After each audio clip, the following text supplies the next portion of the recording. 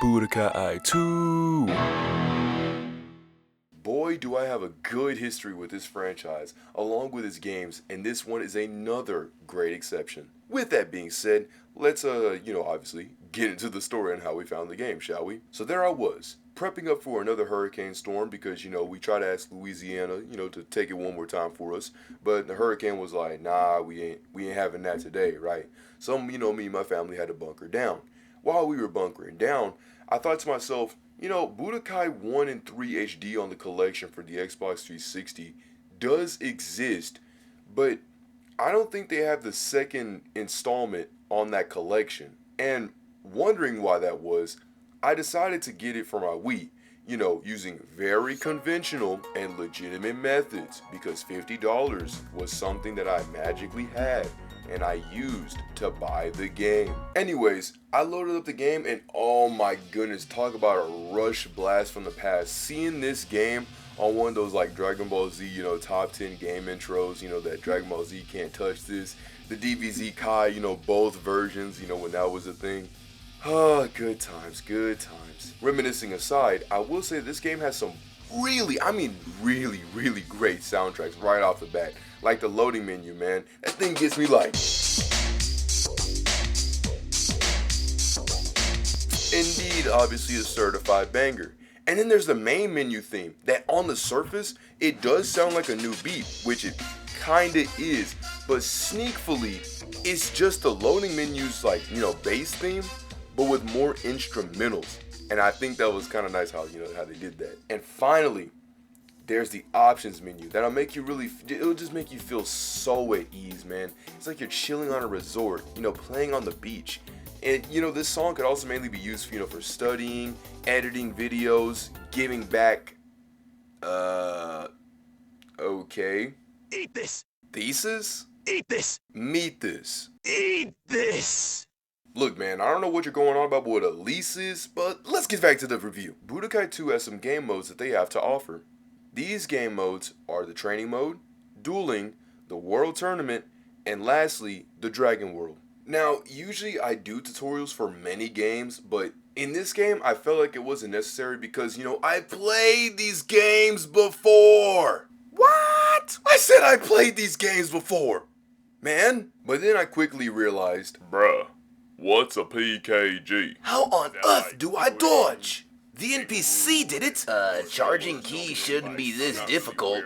DBZ games always have charging. It ain't like other fighting games where you just have to do combos only to get your meter up. Man, what am I supposed to do while clashing, man? Just stand and watch? I wanna do them failed fusions, okay? But I don't know how to do that.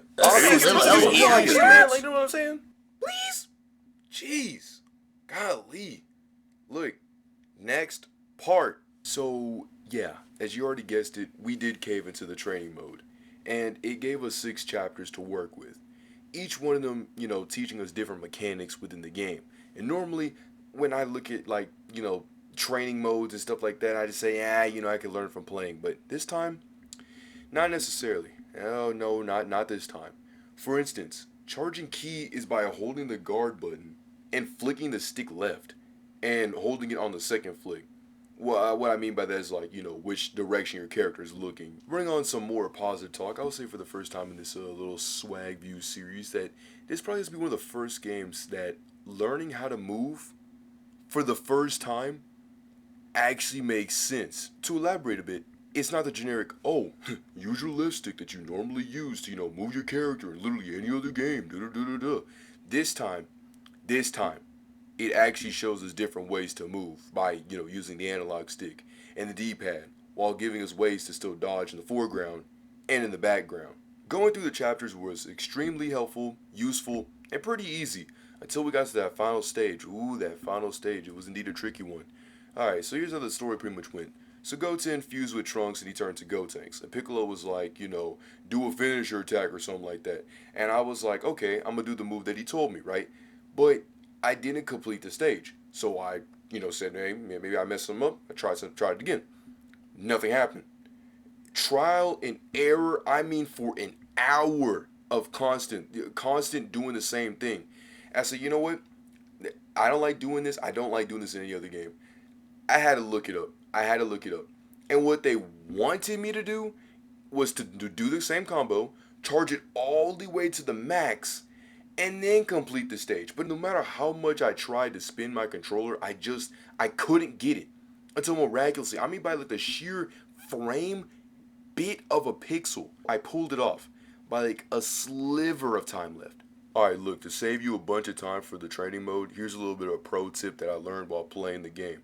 Is that originally, I would just move, my left hand and my controller to get, a better charge result, and my hand kind of kept slipping a little bit on the side, as if it was, instinctively being told something, right? And I told myself, I said, you know what? I'm going to use a C-stick to see if it works, to charge. And it indeed.com does work.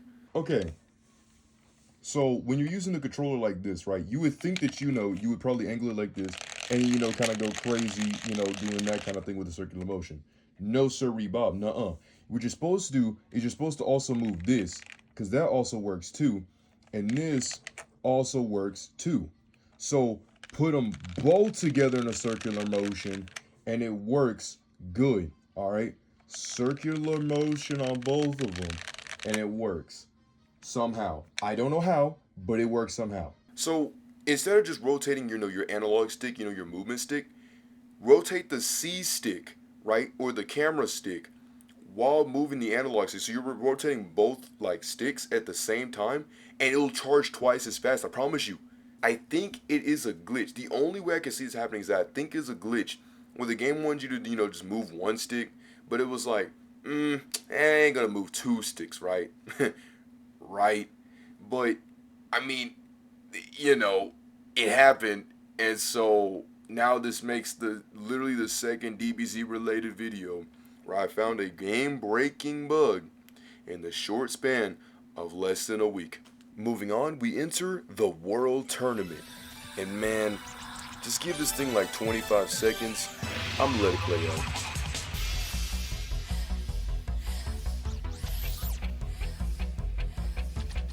We're here to steal the Dragon Balls. Aw, thing. Could we go live?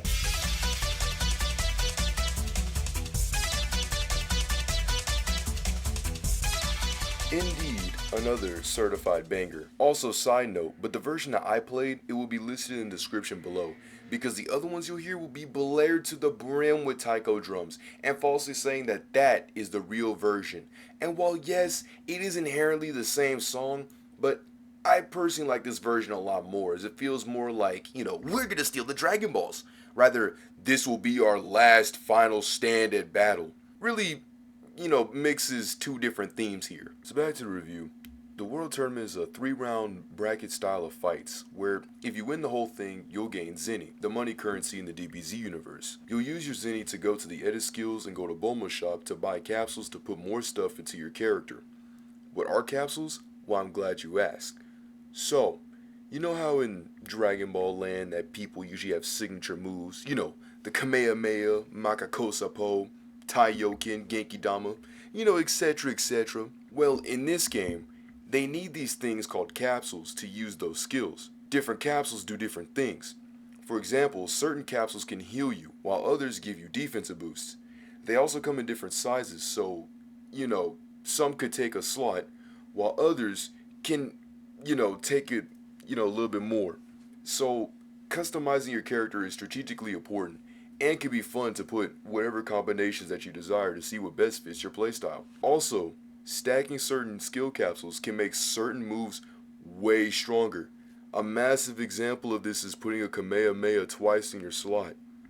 It goes crazy is what people would say. Personally, I feel like having this, whole entire thing and giving you this much freedom, I like this. I think that having this much freedom on making your character being the best it can be to find its destiny is pretty great and innovative. With that being said, I gotta be the SwaggView real quick and complain about an intentional gameplay mechanic. Why on earth do I need a capsule to go Super Saiyan? Ultimate Mystic Gohan is supposed to be like his peak, right? And going over Super Saiyan wouldn't be necessary because he doesn't have to go to that point. So why doesn't he just go Ultimate first and then work through the transformations? I just think it's kind of stupid that I need a Super Saiyan capsule, then 2, and then Ultimate or Mystic or whatever. That Gohan point was so jarring to me. I had to look it up, right, to see if it was even true about that whole transformation thing, and found one of the most hypocritical exposition dumps someone could have read through. So there was this guy on a Dragon Ball wiki downplaying dub, watchers, and describing how inferior it is to the almighty sub, even though he thinks that if the manga doesn't say it, it canonically never happened. He also tells people, the grammar police to not correct the spelling, yet wants people to use the correct terminology in describing forms, like saying Ozaru instead of Great Ape, King Kai Fist instead of Kaioken, and back to the topic at hand, Ultimate Gohan instead of Mystic Gohan, so people will believe your opinion. Bruh, I've never seen someone contradict themselves so many times trying to prove a point in my life, but thankfully, Reddit, of all places, gave me a legitimate reassurance that yes, Mystic Gohan is his first form, which is still dumb. Following on that capsule point, Bulma's shop has what I could dub, or I would essentially call, as a Persona 3 Nocturne effect, where in order to refresh something, you have to back out and join in. So, you join into whatever you're trying to get into, and then you back out. And then you rinse repeat of joining in and backing out until you get whatever item that you desire. Which, while that's an annoying mechanic that could easily be solved by just simply having a timer to swap out items, or make all the items visible, but that's just me, the main annoying thing is having to hear Bulma greet you every single time that you go into that store. But thankfully, the mute button exists, so I'm glad about that. Also, there's a game-breaking bug with Bulma's shop, specifically on the PlayStation 2 version. So, for us on the GameCube, the GameCube boys, we don't got that. But on the PS2, basically you have to hold the back triggers, your L2 and R2, on the controller, enter her shop while holding those buttons, and back out.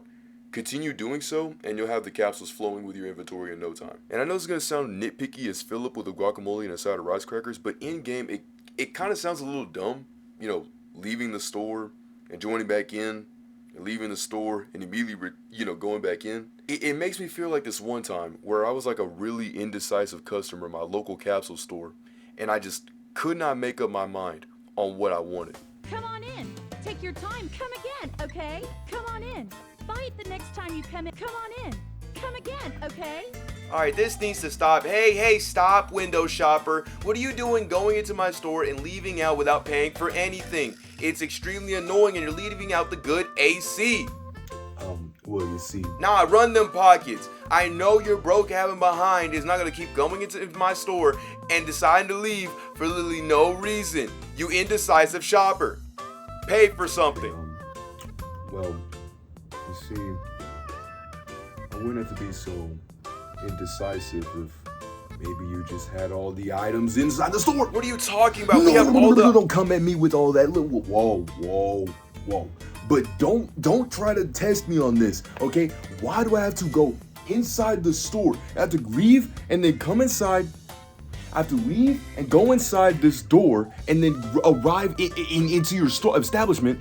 And then I have to leave and then come back again and leave and then come back again just to see if you got another item for potential Unleashed Gohan when I shouldn't have to even need a potential Unleashed Gohan because technically Elder Kai technically sold them. They, it's thinking the Mystic or whatever you want to call it, you already know. You already watched Dragon Ball. I don't have to really explain that part. But you know what I'm saying? It's so stupid. You know what? I think I'll take my clams elsewhere. I heard the Red Ribbon Army is having a position. I think if you want to keep your business establishment alive, maybe you should do the same thing. Beating up that bubbwhip.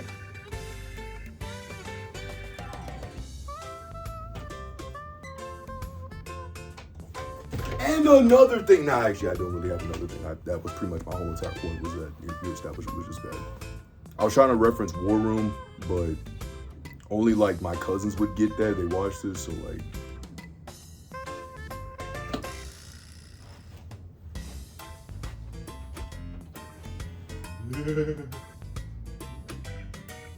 Back to the tournament. Even though these guys clearly, states that they're novices, they're beginners, they're noobs, don't let yourself be fooled by their innocent demeanors, alright? These dudes literally will be fighting, like their lives depend on it. They are like pros sometimes, alright? Sometimes. And they will give you a massive challenge to get that 10,000 zenny. When you win, you'll get 10,000 zenny. Runner-ups, though, people who play second, they will get 5K. So, there's that. Brother Swag Bro, these dudes, they're sending me to North Nebraska with these hits. Are there any advices that you have on defeating these people? Of course. Now, as someone who used to play Raging Blast 1 and 2, back in the day, ring outs were extremely rare. So getting hit with a flying attack straight to Kingdom Come, that was indeed a learning curve. Luckily and thankfully, I had Chester Cheetah next to me. He gave me some advice. A bit of a Gouda, some cheesy advice in winning this tournament, alright? And here's my quota for him. Sometimes in life, Swag Bro, it ain't easy being cheesy. Okay, real talk, this is what he actually said. If you're getting sent to North Nebraska, right, and you're doing all that and you're failing and constantly failing, I got a trick up my sleeve. This is for if all else fails. A strat that's worked 8.9 out of 10 times. When your opponent dodges in general, you're gonna dash, right, and use a heavy attack, and wait until they dodge again. And then rinse and repeat of you heavy attacking till you give them a ring out. So when they dodge, you dash them with a heavy attack and send them down. They dodge again, and you send them with a heavy attack until they get a ring out.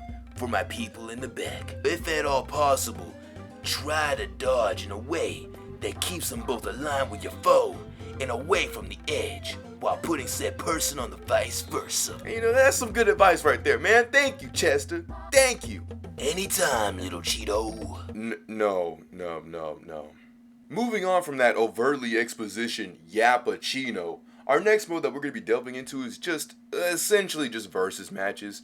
There's really nothing crazy going on here unless, you want to watch your custom characters, duke it out in one of the most intense and exciting fights, while also at the same time having the most disappointing and very anticlimactic fights. Now we can finally get our hands onto the story mode, the meat and the bones of this game. It starts off with the introduction of our legacy hero, Goku, talking about his desire to attain higher power, while somehow sounding like a bad guy all at the same time. After that brief introduction, we get into the story mode and we see Nappa and Raditz looking for the Dragon Balls?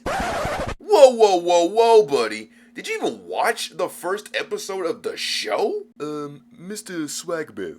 Yeah, what's up? The developers were trying to adapt their own story into this game, which is why it's not one-to-one with the original Dragon Ball Z Saiyan Saga to Majin Buu. But again, how do they know about the Dragon Balls?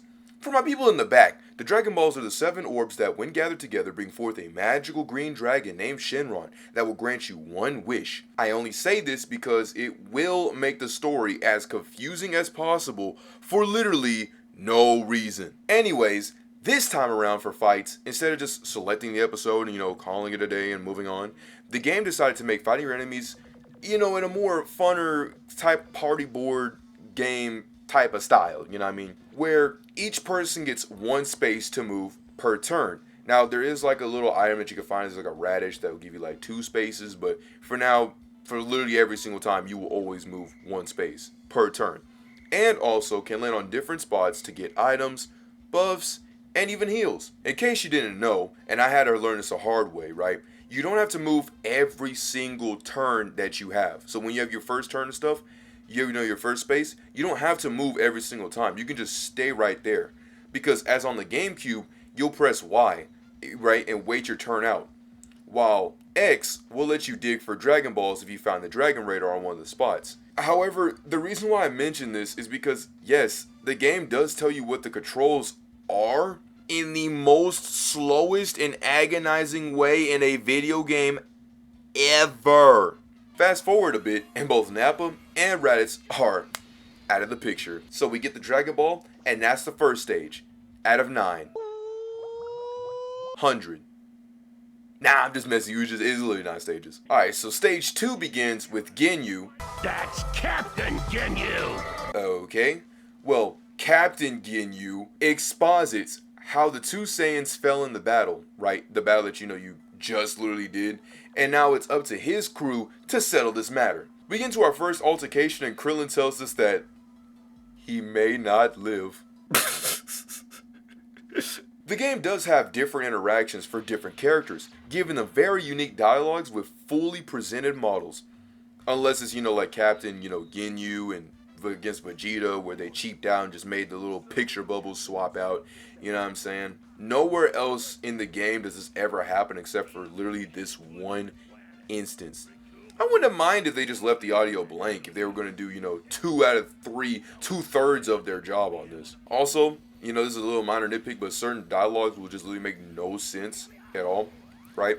For example, Ginyu does the whole, so you're the one we're after, the chosen one, type cliche, right? Similar to how Eggman greeted Omega in Sonic Heroes. But anyways, he makes the assumption that Goku is a Saiyan who was a Frieza member gone rogue. And just like Cloud Strife, he wasn't a member of the Frieza Force, nor a member of Shinra. Goku then retorted back and said, "What's a Saiyan? How did you guys arrive without me or the Z Fighters noticing your battle powers, seeing as y'all don't even know how to lower that down? But more importantly, who is Frieza?" But this isn't Logic Ball Z, this is Dragon Ball Z. So what Goku actually told Ginyu was that he must be that Ginyu guy who's friends with Frieza. And man, they should have definitely changed this to the game's title, Budokai Bad Riding 2. Ball Z, because the first stage, at least they tried to keep a narrative with, Nappa and Raditz, at least trying to, kind of make that make a little bit of sense. Sure, the Dragon Ball's point was weird, they didn't kind of explain that at all, they just said, oh, there could be 7 balls, that's it, that's all you need to know. But that whole stage never really asked me too many questions story-wise. The second stage, however, they just said, yeah, who cares? If we just convey even just a simple story. They already know these characters. They already know these plots. Plus, I don't know who would play the games to understand a show's story. Like, who would do that? Right? Right? The joke was that it was me, because I didn't get to, always have TV to see that, or really have the good internet for that, so that was me. To conclude this stage, once we had beaten both the Ginyu Force and Frieza, they both decided to dip back and go to Namek so they could recuperate and be better for the final fight that we'd had to have against them. Stage 3 starts off with Frieza saying that he's been waiting for our rematch and has fully recovered to take us on. Not sure how Frieza could be waiting for us since, he never gave us a location to fight him. I don't know how we even came out to Namek without any sort of prior knowledge, but whatever, right? So Vegeta arrives. Yes, the Vitamin D himself is overly tickled, a little bit of rattled up on defeating Frieza once and for all. We meet up with Vegeta and try to talk to him, and out of all but three things, right? This one being the first that genuinely made me furious and almost stopped playing this game and making this review. Look, the exchange is that Vitamin D is overly happy that he gets to see, and fight Goku first, Frieza later. But Goku insistently tells Vegeta Bulls that they shouldn't be fighting as they have a greater threat at stake here. Now, look, Goku, hey, Kakarot, man, Goku, you might come into the kitchen with me real quick? How on earth do you know Vegeta? The script is in the trash bin. Did no one even think for a second on how much continuity has been broken? With the other sayings, it makes sense that they don't know, that they know who Goku is actually. They know who Goku is. And Goku giving them regular responses makes sense as well.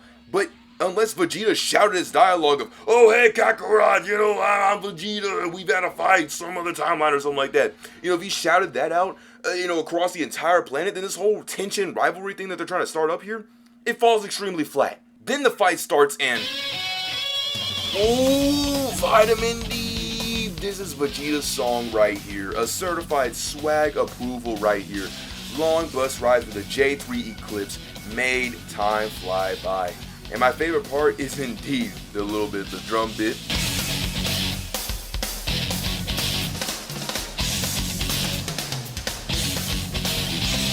The swelling of the instruments together.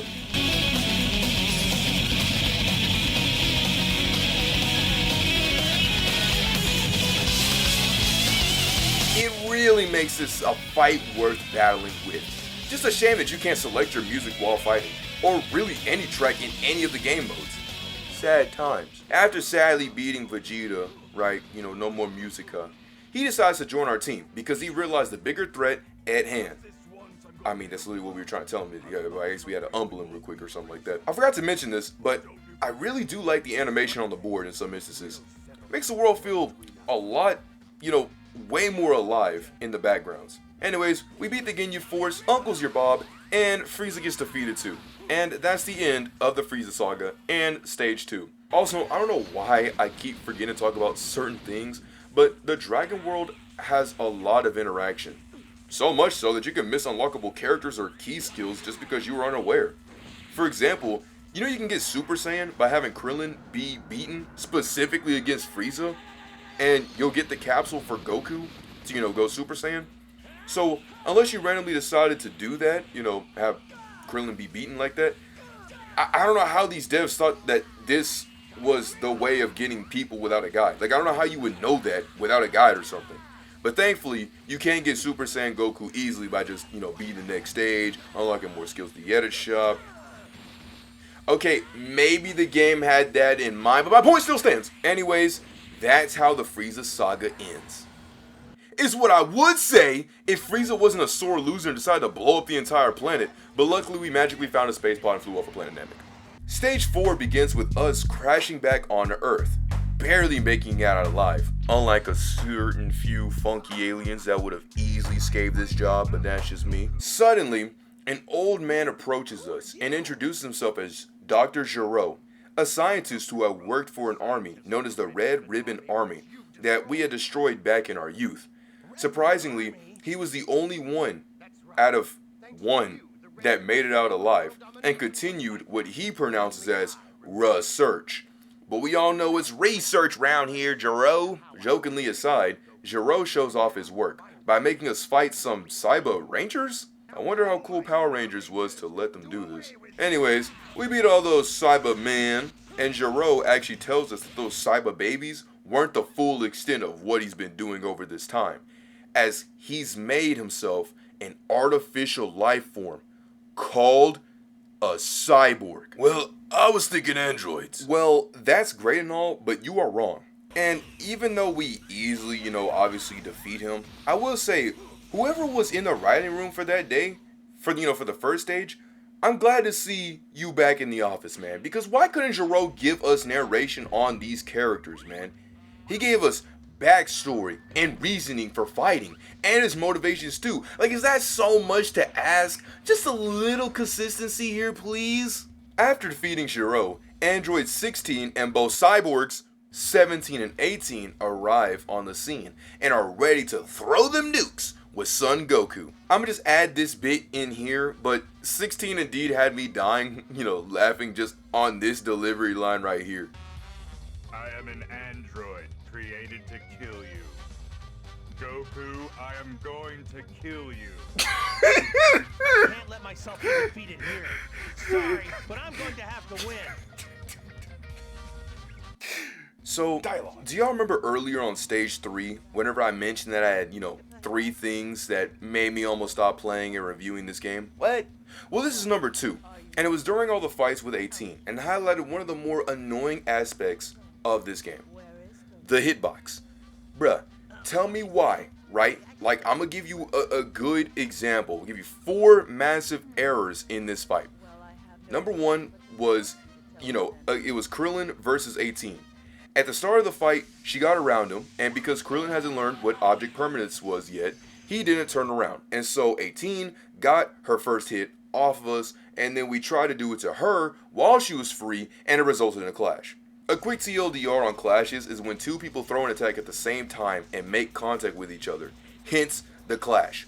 Pro tip, to win a clash, you must spam all of your attack buttons, which should look similar to a rat having a stroke on your controller.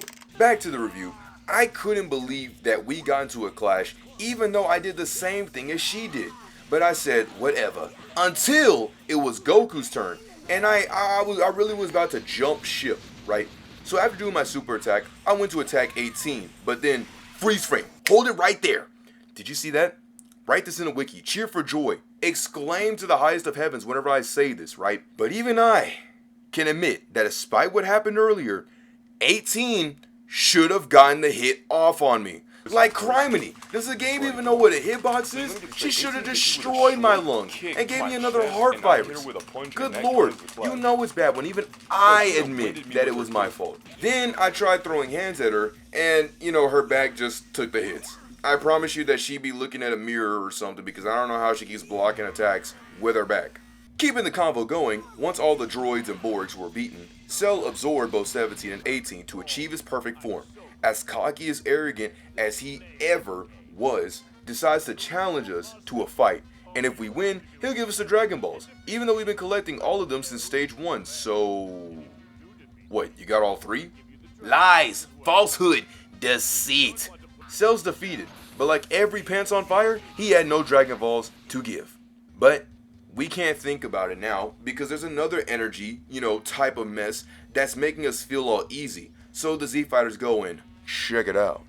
Stage 5 arrives into the Majin Buu saga, discovering what that weird aura mumbo jumbo was earlier. And we see a mysterious individual who apparently knows who Goku is for some reason, and also challenges us to see if the rumors on Goku being strong is true. So we take him up on that offer to fight. After beating him, he reveals himself to be known as the Supreme Kai. Who is this, you may be asking, you know, fellow newcomer to the channel?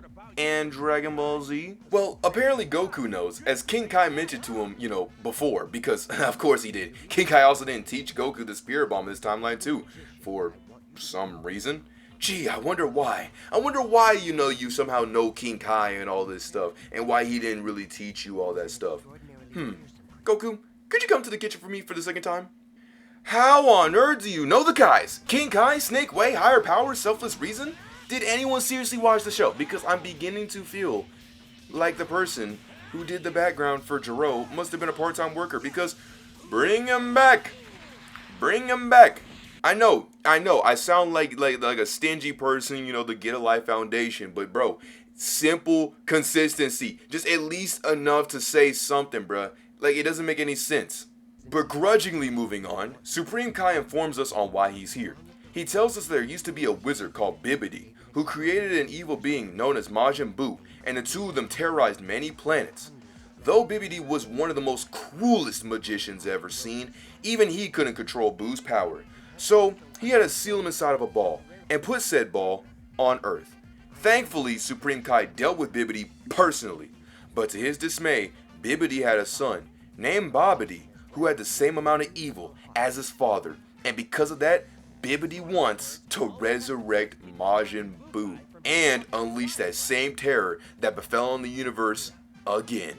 Bibidi, Babidi, Buu. But as soon as we make that connection, Babidi sees Vegeta not being with the Z Fighters for some reason, I don't know why, but he notices that Vegeta still has evil within his heart and makes him bend to Babidi by sheer will. And it's not only just Vegeta that's being back to being bad.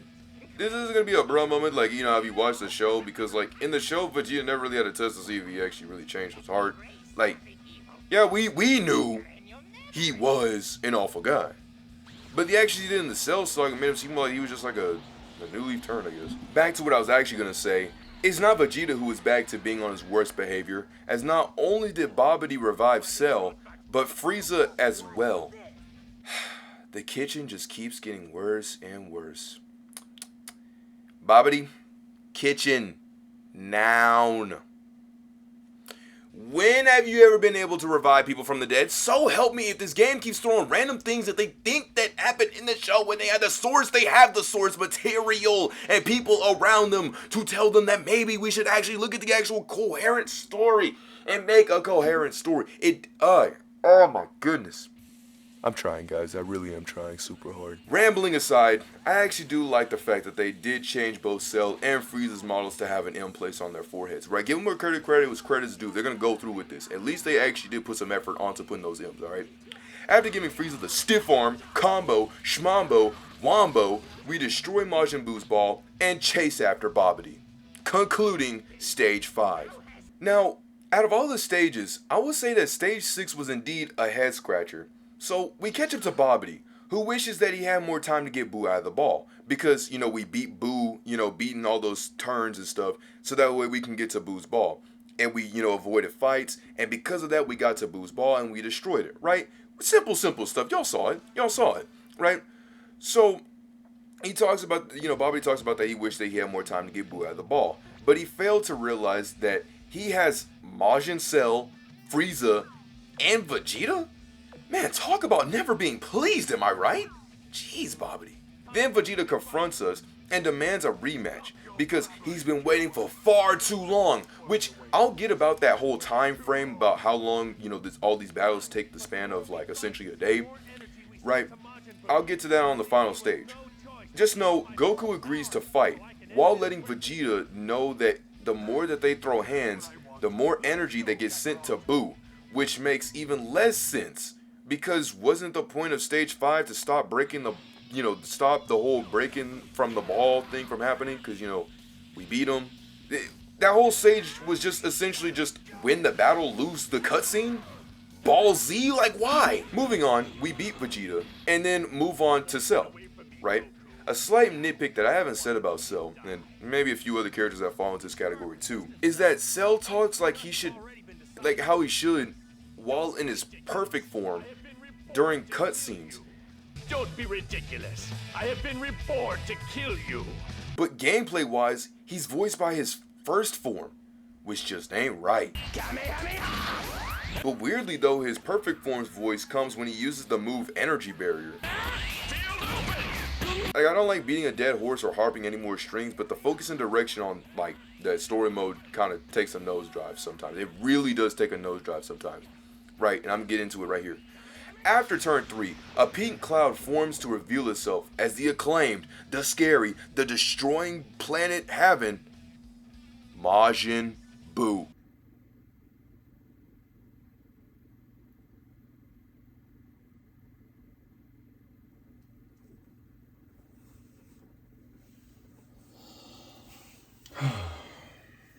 So let me get this straight. Despite our surefire and proven efforts on defeating this guy, Buu's revived anyways. Why not? Why not? Energy, all that? No, why not? Why not? Baldy then tries to make Majin Buu his master, but he isn't really budging, right?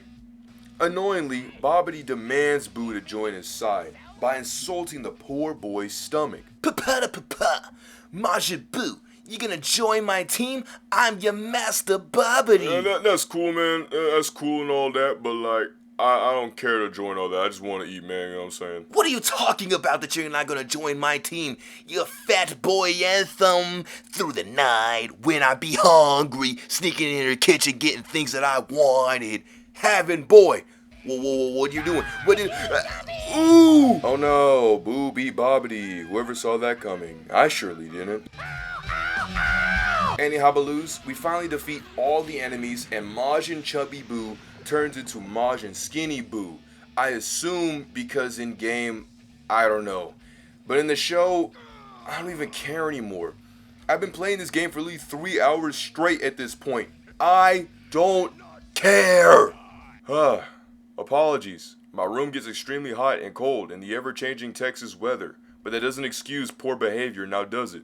With the conclusion of Stage 6 being something else, Stage 7 begins with 2 Earthling Saints named Goten and Trunks, sons of Goku and Vegeta respectively, who finally pull off a dance known as Fusion to create a new fighter known as Gotenks.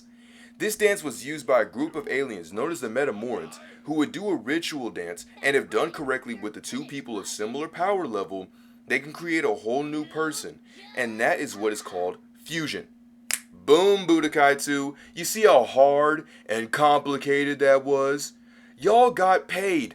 I do this stuff for free. Anyhow, Skinny Buu demands to fight the warrior that Piccolo has been making him wait for. Thankfully, Goten steps up to the plate to go and fight him. Also, why is Cell, Frieza, and the entire house party here? This place can only hold up to like, what, 4 people, right? Shouldn't this do something to the HTC? Also, why does Frieza and Cell even care? Skinny Buu is just gonna absorb you anyways, so why even risk it? Also, how on earth does Piccolo know fusion when it was Goku who... Surface level watching people. And to pad the runtime, kidding. Anyways, there are these popo carpets that I genuinely despise with a burning passion because they will take you everywhere but the places that you don't want to go, and they are absolutely necessary to, you know, get one more Dragon Ball, right? Not to mention, but in a regular play session, modes like Fusion and Potara and all those other ones, they have a timer that when it runs out, it'll turn y'all, you know, separate y'all and turn y'all back to normal. But since the timer is infinite here, you can literally just turn to your max form and just spam super attacks the entire time until Skinny Buu falls, right? So, I mean, hey, go crazy. And even though we beat Skinny Buu and win the battle, and lose the cutscene, the anime, because Buu said nuh-uh as he absorbs Gotenks anyway. Granted, if you had lost earlier, you might as well just not fought him, because despite you beating him 3/4 of the time, if you lose once in any of these instances while facing against Skinny Buu with one of these characters, you are getting absorbed. Talk about sore losing. Yeesh. With sore loser Buu, you know, concluding stage 7, stage 8 starts up. Almost done with the game. Yes, we're almost done with the game. We're on stage 8. And then suddenly, out of nowhere, Gohan just shows up with Supreme Kai and some fresh new kicks and pants and is ready to defeat Super Buu. Gotenks absorbed. Along with Gohan coming back, Vegeta's here too. Allegedly, I guess he died off screen. Actually, a lot of these moments I'll just chalk up to off-screening. Like, a lot of these, like, inconsistencies are just off-screens. But Vegeta's back, right? And Supreme Kai hands us these earrings called Potara earrings. The way how they work is that by putting one of these earrings on the opposite sides, you know, you putting one earring on one side and your friend or whoever on the other, the two people who did so will merge together to create a powerful newer warrior, and even said to be stronger than just the regular fusion technique. Though similarly, you'll need to find a fighter who is just as strong as yourself to make it worthwhile, as whoever fuses together will remain like that permanently. What about in Super when they retconned all that fusion to, like, last an hour and lessen the time if you used excessive energy? Permanently! You would be fused permanently if you used the Potara earrings. Original DBZ wise. Now yes, around this time, the difficulty does ramp up a whole lot from stages 7 to 9. I mean, obviously it's literally the last few stages, but more so on stage 8, because as Goku, you need to make it to Vegeta before Buu does, so you can do these two things.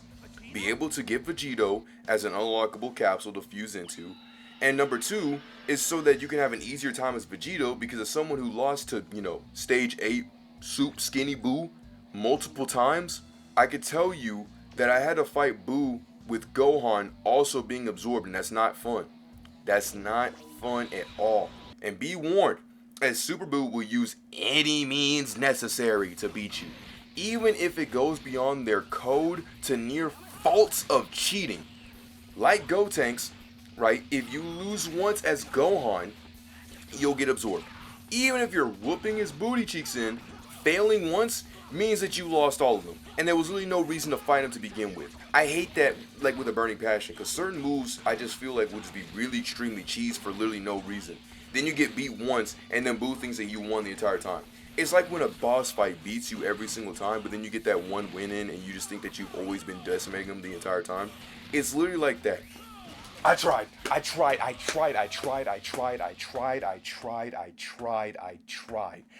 did my absolute best. Good lord. And you lose 1 health and then they just taunts all over me. I have no moves to work with. I have nothing to use for Gohan. And I miraculously almost beat him by one simple punch. He has a whole paragraph to say about how terrible I am. Absorbs me, and I get started not even back to the beginning, but to just literally to the start. Actually, even before the start. It's just so stupid. So now that Gohan is more than likely absorbed, is now Super Buu. Gohan absorbed, and all seems lost. But then you realize that Vegeta is literally next to you. Y'all both finally get to fuse after all this time and become the massive, powerful Vegito. Alright! Spelled with an I, and you desecrate Majin Buu to the ground. Get him up, let him get up, let him get up, let him get up. What?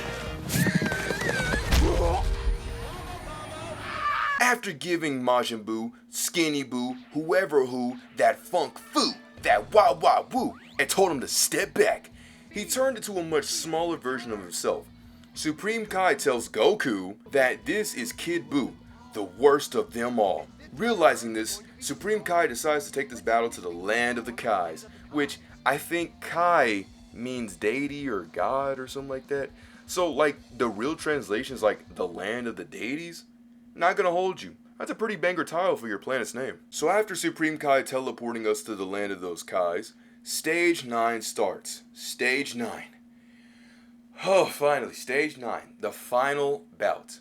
All we have to do is stop Kid Buu right here and he's gone for good. Game's over. That's it. Game time, right? With that being said, let's take a little breather. Let's sit for a minute and just breathe. I'm kind of trying to do all these recordings in a day, so I'm going to just take a little breather, right?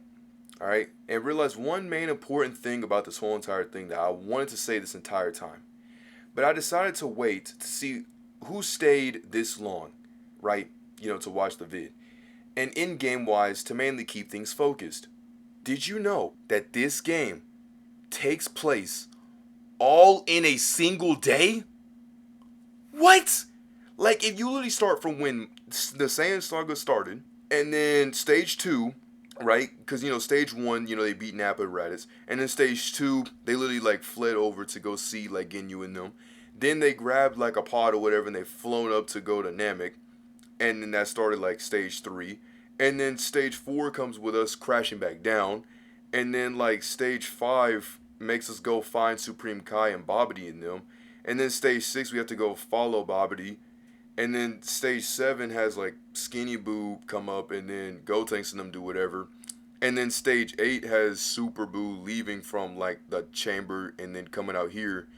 And then Stage 9 has us going to the Supreme Kai of lands of people.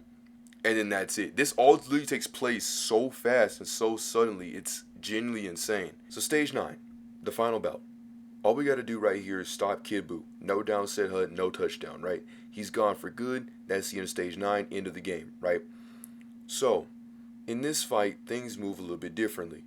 Unlike in Stage 8, where Super Buu could, you know, move twice a turn, Kid Buu this time acts like a wasp and doesn't, you know, move at all unless, you know, you approach him. However, Kid Buu every so often will get a power-up buff of 10%, which while does sound really, really small at first, you fail to realize that he actually can stack his ability, like, constantly, like over and over. He can just keep stacking it and stacking it and stacking it. Now, obviously, you want to stop this as quickly as possible because this becomes a massive, you know, debaclery, right?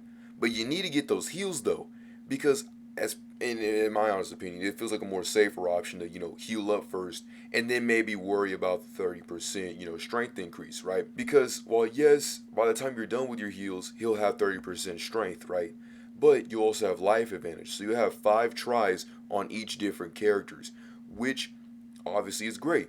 However, be careful using Goku, right? Because like in the Persona games and, you know, all those other main like series type thing of games, if Goku loses, it's game over. Even though everybody else can lose in the game, if Goku loses, it's game over. And that's it. On my first playthrough, I played 49 rounds straight as I was losing 49 times. Over and over and over again, having to heal all my characters just to have even a chance to fight Kid Buu. I later learned of a strange truth, that Kid Buu might be one of the cheesiest NPC players of all time, and he's not willing to back down no matter what. Kid Buu's frame data is just crazily stupid. Rubber banding, cheesery. I didn't learn about all this until much later, you know, after all these fights. But dude, this dude he just couldn't, and he wouldn't give up. But Kid Buu fails to realize one thing. We're obviously SwaggBro 87. We don't obviously give up a challenge on that, you know what I'm saying? We don't stop, we're SwaggBros Nigga 87, come on, man. See, I'm gonna tell you that this battle, right here, is what's gonna happen when an immovable object meets the unstoppable force. It's over, Kid Buu. Kitty Buu, Kitty Buu, Kitty Buu. You're not dealing with the average gamer here. No, seriously, like, you're actually not dealing with the average gamer here. But all I'm gonna simply say is, your days are numbered, you're cooked, and I think it's time that we fight. What about me? Aight, let's do. I genuinely asked you a question. What about me? You know, D-Han, I kinda got us here. Well, No. Like, I beat Super Buu and stuff. I mean, Give it to me straight. all right, you wonder what's up? All right, come on, Gohan, come on. Let's go to the kitchen. Let's go to the kitchen. Come on. Hello, Gohan. How you doing? How you doing? Good to see you. Good to see you. All right. So, I want to ask you something, right? You know, how was your day? It's good? Good. All right. So I secluded you off to explicitly tell you this, all right? You're not on the team. All right, but why though? Like, come on. I'm getting there. Let me explain. So, right, Goku. Okay, let me explain why I chose Krillin and all them. Goku has to be there, right? He can't turn Super Saiyan 3 unless we kind of give him some time. But when he gets that time, he's good, right? Right. Vegeta, that's D-Geta. You know, he's got that defense and he's got extremely good combos while also being very strong, right? That's what he do. Krillin also makes up for that by being extremely skillful and especially breaking guard. Have you broken guard? Have you at least won a fight in your life? Have you even have a transformation? I mean, if you give me a capsule, then yeah. Okay, are you any of these Gohans that I'm going to present on the screen? No. None of those. I don't think even one. Okay. So with that being said, I don't think we can put you in a position. If there's two obviouses I'm going to let you know right now is one of two things. Is this. That you're a bald-headed Krillin? I am not bald. I have hair. It was for college. And also one main thing. You're not D-Han. You're not Gohan. You are Fraud-Han. With no combos and skill sets. English, please? You're a sham boy. And with that being said, I'll take my leave. I didn't think it had to come to this, but let me present you something. Something that's a showstopper that will put me definitely on the team and be worth your while. Okay, I'll hear you out. Do what you gotta say. Say what you gotta do. Right? Hey. Like E-type beat. Yeah. My name is Gohan. Name Gohan. I got no clue No mystery. why I need a capsule to unlock my Super Saiyan 2. My mystic It's mystic. good form is stronger than any Super Saiyan multiplier 4. I guess this What? is it. I'm through. And now I think my enemy knows my true weakness. He knew this is a load of doo-doo. Poo-poo. Yo, Kid Buu, what's that poking my back? Oh, bro. Ooh. Stop. Why is this? Oh, help. Why are you so much? Oh, help. But I'm D-Han. Gohan. No combo. Gohan. Freaky Han. We finally get into the Kid Buu fight, and after 49 losses, I wasn't gonna make it 50. The frustration with the combat, my training, and almost breaking my hand, hearing Kid Buu's intro constantly saying, you know, every single time, along with healing my characters after each failure, again, every single time, the inconsistent story elements, all of these annoyances, finally led me to the victory of defeating Buu and completing this game once and for all. The game is now beaten, and since we had all these Dragon Balls that we've gathered from all these different stages, we can now finally make our wish to Shinron. And I'll be honest, I didn't know what any of these wishes were in this game. Like, I not a clue, not a lick of scent. I did not know any of these wishes. So I just hope for the best. And I actually got a new game mode called Baldy's Spaceship, which It's just basically mini games, you know, how many ki blasts could you deflect in a certain amount of time? How many enemies can you beat with the health of, you know, the last round that you beat them with? Overall, nothing really much to write home about. How many of you came to play today? And with that being said, that actually concludes the game.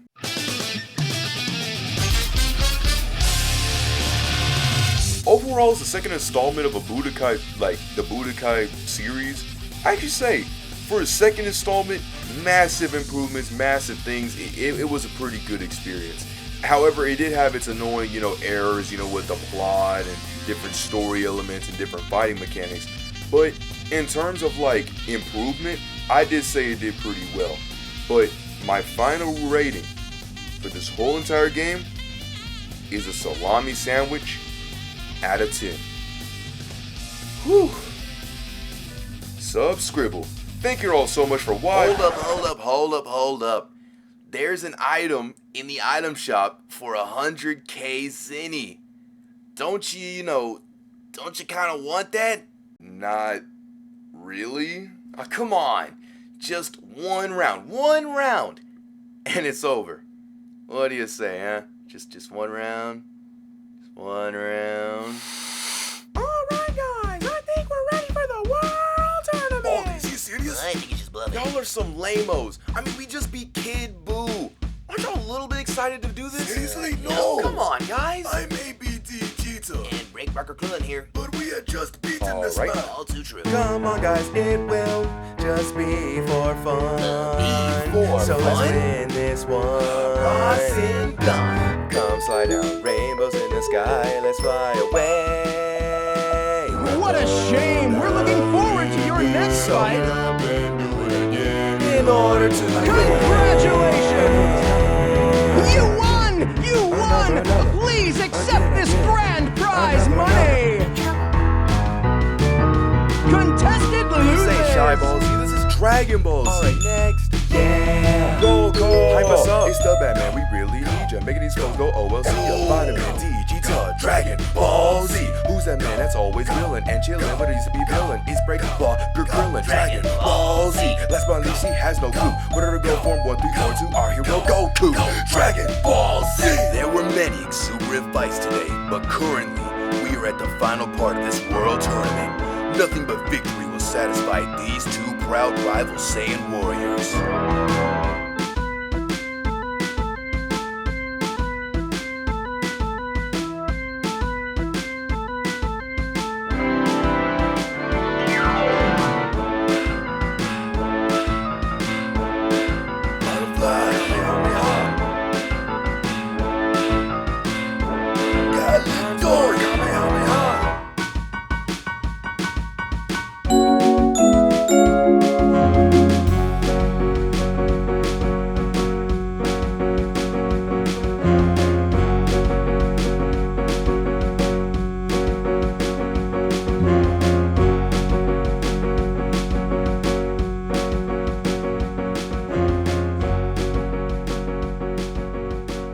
Yes, that was a big waste of money. And time. Subscribble. For real this time. Thank you all so much for watching, as this video took an egregiously, a really long time. And I'm gonna be honest, I didn't think it was ever gonna get made. But here we are. And I thank y'all so much for, again, staying around and, you know, watching the streams and doing all that, as that's not really said much from me as much. If you want to keep more of the conversations going, then, you know, comment down below, you know, what you liked about the game, what you didn't like about the game. If you want to take it further, you can go to the Discord and we can chat it up there. My robot's coming in, beep, beep, beep, boop, boop, boop, generic funding that shouldn't even be a thing until, 1K or something like that? Beep, beep, beep, boop. And with that being said, this is Swag Brothers. Thinking about some other video ideas like Battle of Z, and probably Kakarot, saying a beware and take care.